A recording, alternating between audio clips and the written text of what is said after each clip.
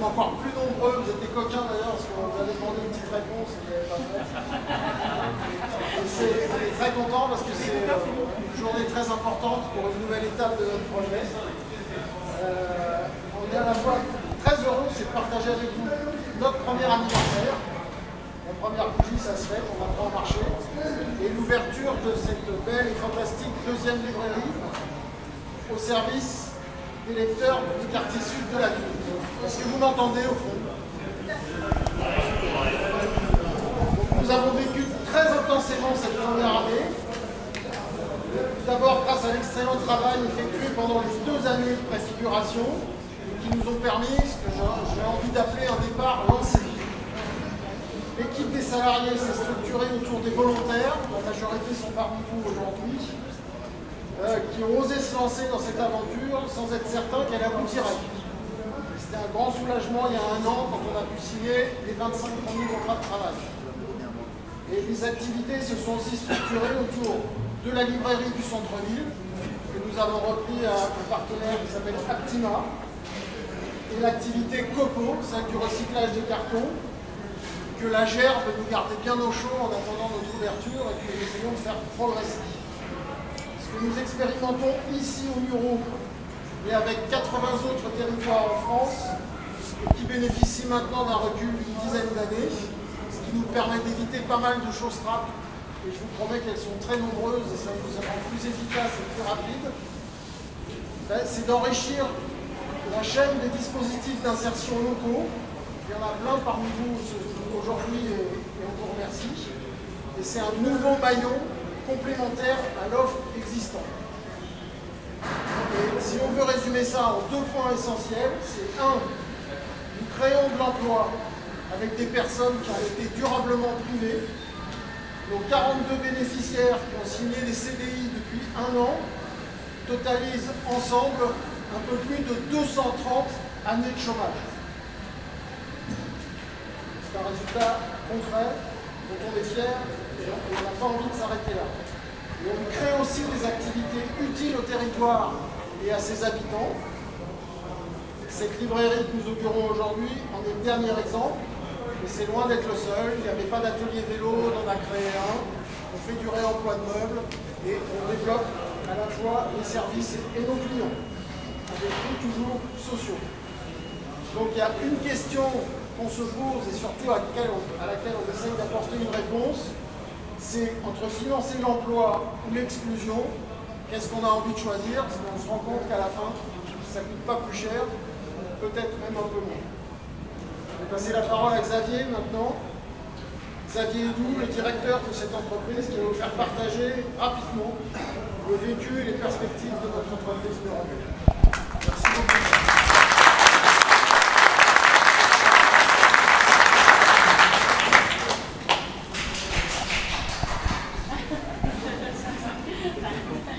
Bonjour à tous, je vais essayer de parler fort également. D'abord, je renouvelle mes remerciements à Hervé. Merci, vous êtes très nombreux à être venus ici. Et je voudrais aussi remercier spécifiquement certaines personnes, indépendamment de, bien entendu, ce qui a été dit. D'abord, ma gratitude à la mairie des Mureaux, parce que franchement, depuis le début du projet, la mairie est derrière nous. Donc ça, c'est vraiment très important. Les services de l'État, les services décentralisés de l'État, les gens, les personnels de la GPSEO, la communauté de communes. Heureusement que vous êtes avec nous depuis le début. C'est vraiment important pour nous et vous nous accompagnez sur la durée. Merci à nouveau pour cela. Notre type de remerciement qui est plus personnel, je ne sais pas s'il est arrivé, mais je tiens à remercier le président du groupe de Watou, qui est le gestionnaire de la galerie commerciale, avec lequel nous sommes tombés sur un accord qui nous permet, dans des conditions favorables, de démarrer une activité nouvelle au sein de la galerie. Je voudrais aussi remercier Jean-Marc Célulin qui est là-bas, qui a participé par ses introductions, ses mises en relation, au fait que ça devienne une réalité ce projet. Ça fait plusieurs mois que nous travaillons sur ce projet d'ouverture. Et puis, bien sûr, les salariés de Murenvol, tout particulièrement Pierre-Alain Rosello et les salariés de la librairie. Alors, ce ne serait pas complet cette affaire si je ne mentionnais pas Ariane Neveu et Marianne Tonton qui, tous les jours, participent à l'animation du projet.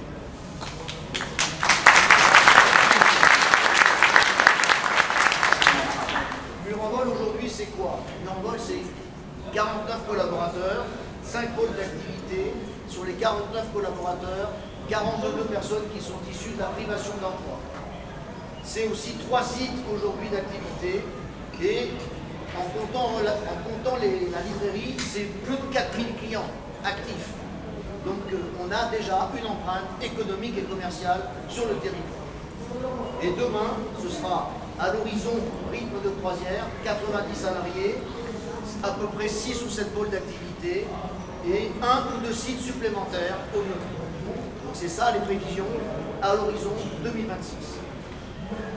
Alors, qu'est-ce qui s'est passé depuis 1 an? Je voudrais, plutôt que de faire une chronologie, j'ai pensé que ce serait plus intéressant pour vous que je revienne sur 3 de nos priorités. La première, c'est pérenniser le retour à l'emploi des salariés.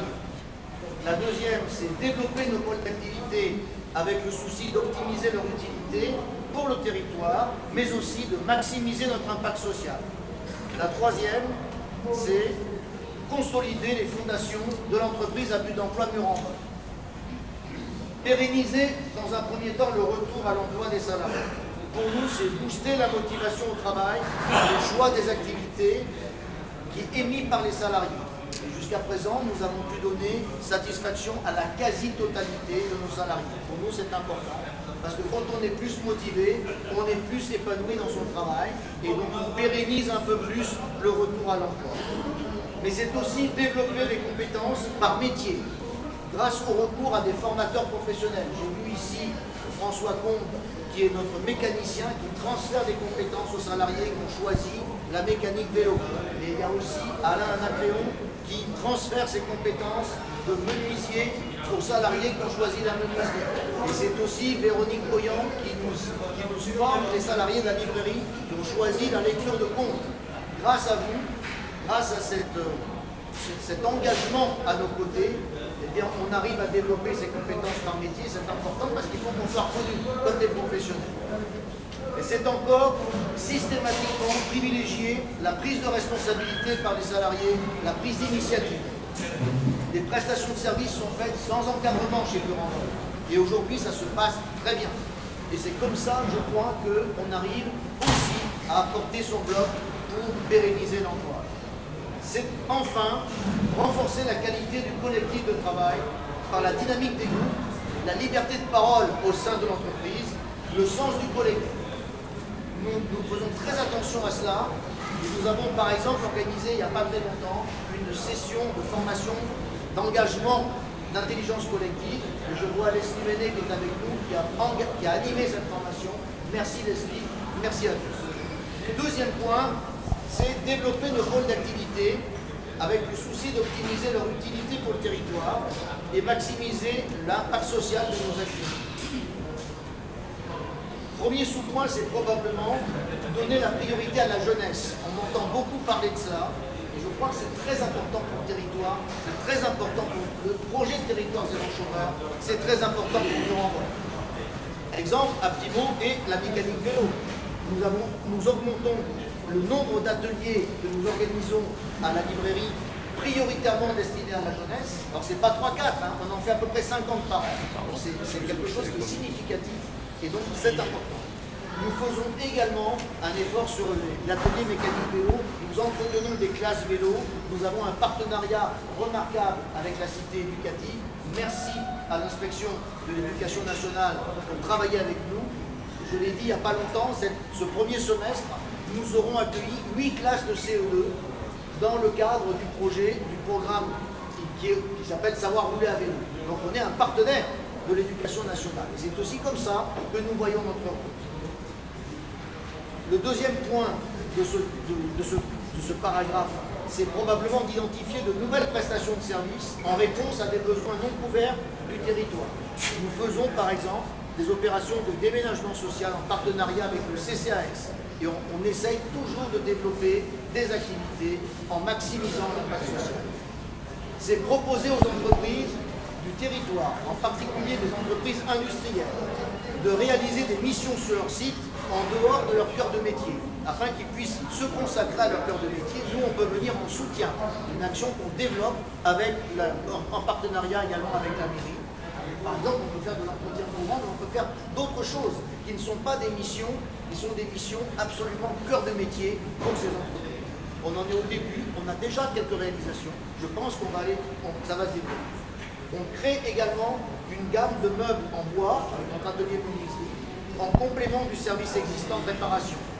C'est utile pour le territoire. Il y a plein de gens qui ne trouvent pas de meubles aux dimensions souhaitées. On maximise notre empreinte innovante et d'économie circulaire avec la croissance du pôle coco. Donc on récupère du carton usagé, on fabrique de la litière alternative, principalement pour les filières équipes. Je vois ici Muriel Schumacher que je salue et que je remercie pour le partenariat actif avec Murambol. Le troisième point, c'est consolider les fondations de Murambol. Parce que tout ça, c'est bien beau, mais l'entreprise doit être robuste. Et pour cela, donc, on essaye de porter une attention particulière à la gestion de l'entreprise. On a décidé de renforcer le pôle support avec le recrutement d'un nouveau responsable administratif et financier. On a une responsable comptable aujourd'hui qui est notre référente, qui nous a rejoint il n'y a pas très longtemps, qui s'appelle Sor Serkaoui, qui est ici. Et nous nous sommes donné les moyens de développer une compétence commerciale. Camille Burland nous a rejoint. On va développer cette compétence parce que c'est aussi important que l'entreprise à but d'emploi puisse promouvoir et réaliser ses missions commerciales. C'est également porter une attention particulière aux projections économiques de Murambol, projections économiques des pôles d'activité, gérées pour le réemploi par Magali Chemillier, Coco par Afizoula Mourant et bien sûr, à Primo, je l'ai évoqué, par Pierre-Alain Rosero. Et puis toujours une priorité donnée à la gestion du personnel par une politique volontariste d'accompagnement.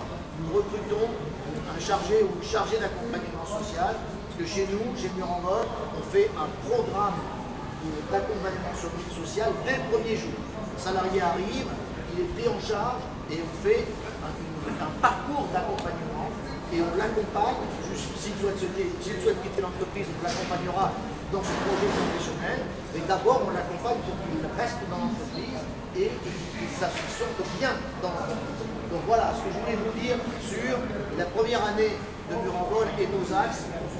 Pardon, j'étais un petit peu long, mais je préférais vous donner les trois priorités qui me semblent être les nôtres aujourd'hui pour le développement de l'entreprise. Je voudrais juste dire un mot maintenant sur l'inauguration. Donc, moi nous considérons chez Murambol que le droit à l'emploi, c'est aussi le droit à la culture. C'est une sous-dimension. Pourquoi? Parce que si on avance avec la culture, on est peut-être mieux préparé pour exercer son droit à l'emploi. Et donc on a un rôle ici. Donc on a une librairie en centre-ville qui est assez connue et pour laquelle on a une clientèle qui est plutôt une clientèle qui réside ou qui travaille au centre-ville. Et on avait essayé de capter toute la clientèle de nous. C'est pas très facile.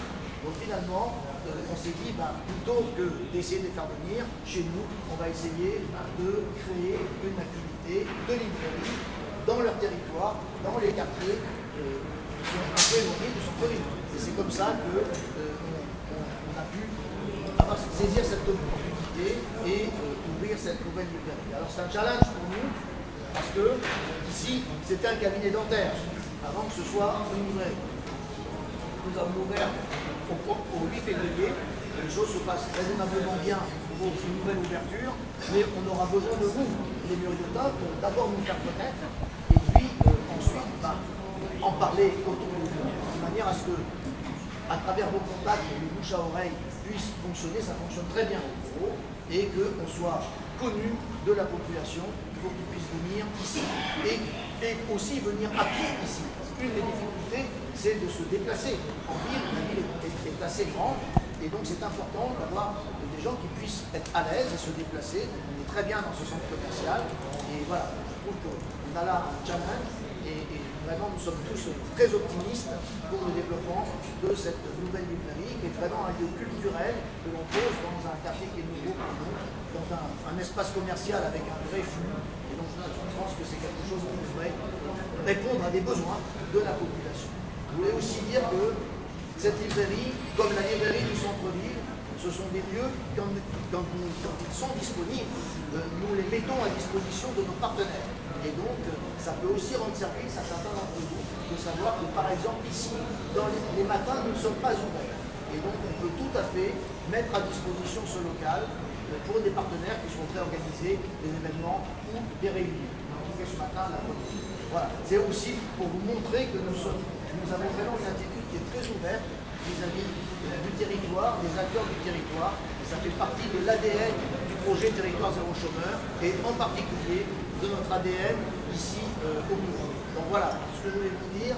Je vous souhaite bonne chance. Merci beaucoup de venir. Je souhaite bonne chance à toute l'activité de la librairie ici. Nous sommes très confiants que nous allons nous implanter avec succès. Et je vous remercie d'être venus et je vous remercie aussi de votre attention.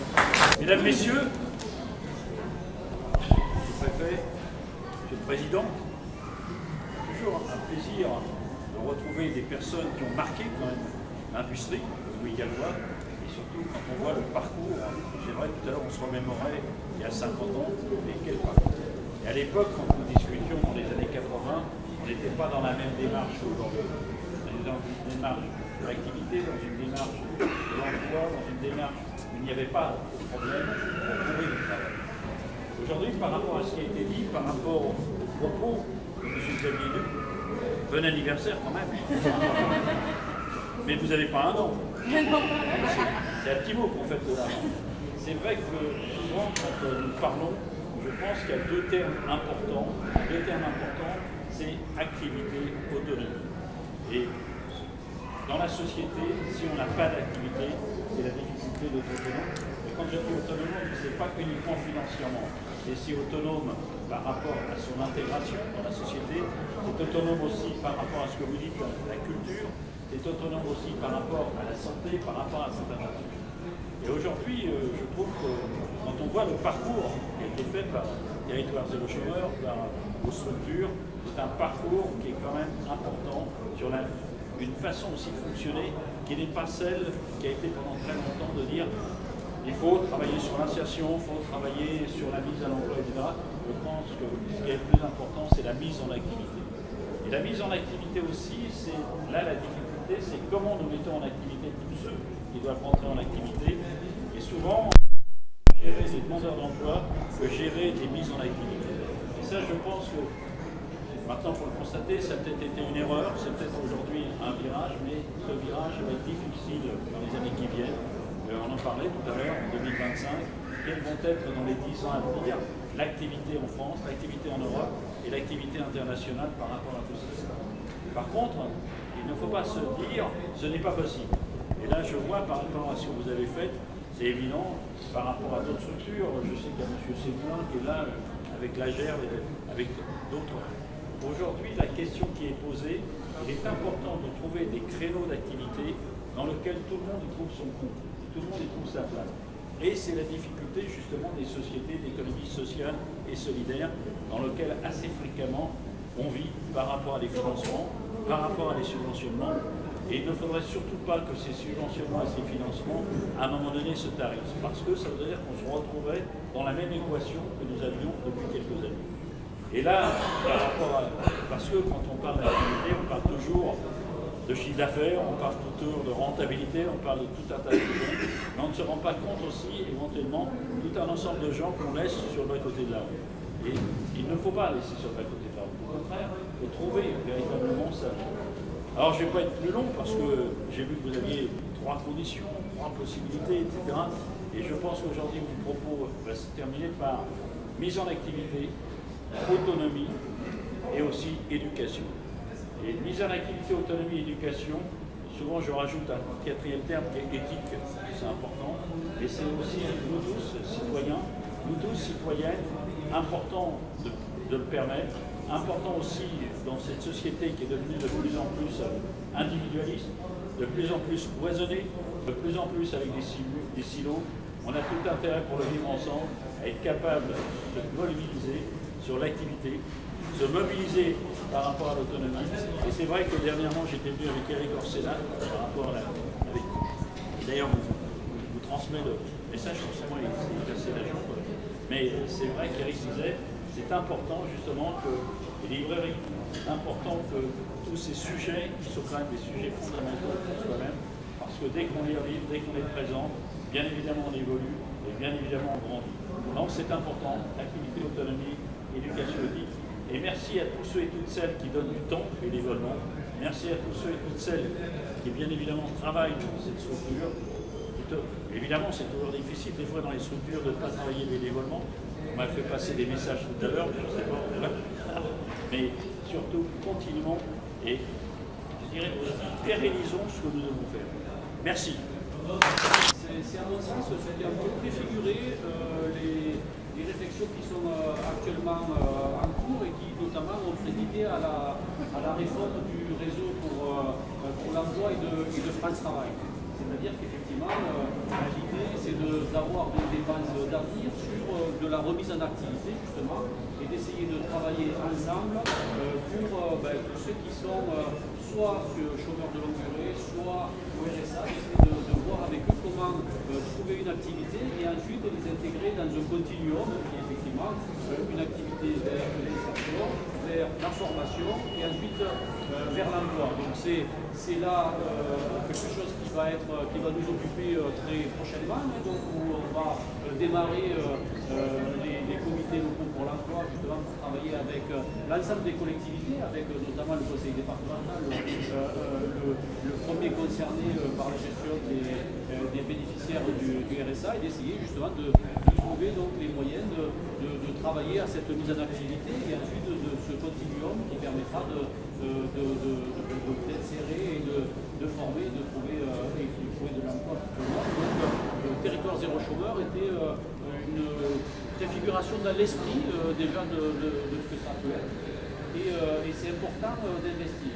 C'est important aussi de considérer que le chômage de longue durée, ce n'est pas une fatalité et qu'on arrive justement à travailler avec les personnes pour justement trouver des possibilités de se former, de retrouver de l'emploi, avec une notion un peu particulière qui est une entreprise d'emploi. C'est-à-dire c'est quoi? C'est une entreprise, quel est le but de l'entreprise? C'est de créer de l'emploi. C'est pas toujours, c'est pas quelque chose d'intuitif pour une entreprise, donc c'est quelque chose par contre qui est la vocation, la mission de Territoire Zéro Chômeur et des entreprises qui vont avec. Donc c'est quand même quelque chose d'assez remarquable. C'est pour ça d'ailleurs que on est tous en train de soutenir ces initiatives qui sont, je pense, importantes et en plus de le faire en étalant, en augmentant le spectre de l'activité, c'est-à-dire que de se dire, ben voilà, il y a l'activité commerciale et commerçante normale, et ensuite il y a des choses qu'on peut faire à la limite entre la solidarité et l'économie et même l'écologie, puisqu'on est sur du recyclage, sur de la réutilisation, et tout ça en donnant de l'activité à quelqu'un, et en plus en permettant à la population, d'avoir des services supplémentaires, et d'avoir aussi l'insertion, puisque au-delà de l'emploi, il y a aussi notamment toute l'action qui est faite par exemple sur la mobilité, et on sait que les freins à l'emploi, la mobilité sont des premiers, donc tout ça, on dirait, comme on dirait dans le développement durable, une économie circulaire qui s'entretient et qui est un cercle vertueux, donc c'est quelque chose d'important. Important aussi aujourd'hui d'apporter du service. Vous avez déjà cette librairie en centre-ville. Là, c'est la rapprocher encore plus de la population. Bien entendu, je ne ferai pas l'article de l'importance de la culture et de ces services-là pour la population. Mais là aussi, on voit, voilà, l'idée, c'est de trouver de nouveaux domaines qui vont permettre justement de créer de l'emploi. Et ce n'est pas de créer de l'activité, c'est créer de l'emploi pour que justement les personnes qui sont en chômage de longue durée puissent se remettre en activité. Et voilà, il y a un consensus et une émulation qu'il faut maintenir. Donc voilà, je suis très heureux aujourd'hui de voir une nouvelle étape de cette émulation. Donc je vous félicite. Bravo à vous. Je peux répéter ce qui a été dit. D'abord, on est très salué de cela. L'impression que j'ai, c'est qu'au bureau ça marche. C'est-à-dire que tout le monde se parle, tout le monde travaille ensemble. C'est-à-dire que c'est pas pour longtemps.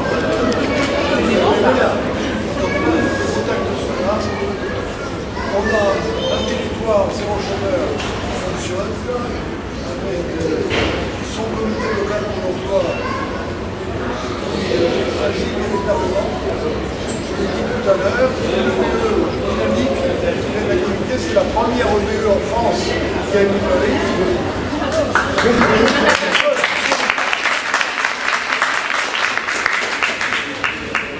On vend des livres dans des ressourceries. Là, c'est du neuf. Peut-être il y a les deux de l'occasion, mais il y a du neuf. Donc je trouve qu'il y a un dynamisme et que je suis sûr, M. le maire, à l'image du territoire. Et je crois que c'est un message d'optimisme c'est-à-dire qu'on trouve des solutions. Et ça me paraît déjà contraire qu'il faut toujours trouver des solutions.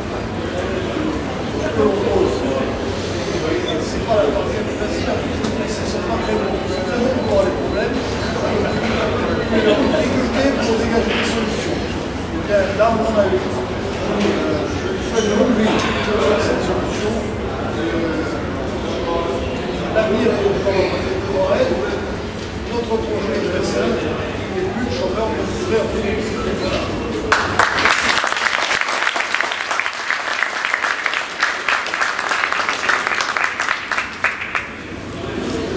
Merci à tous pour votre soutien et si vous voulez partager un petit moment d'amitié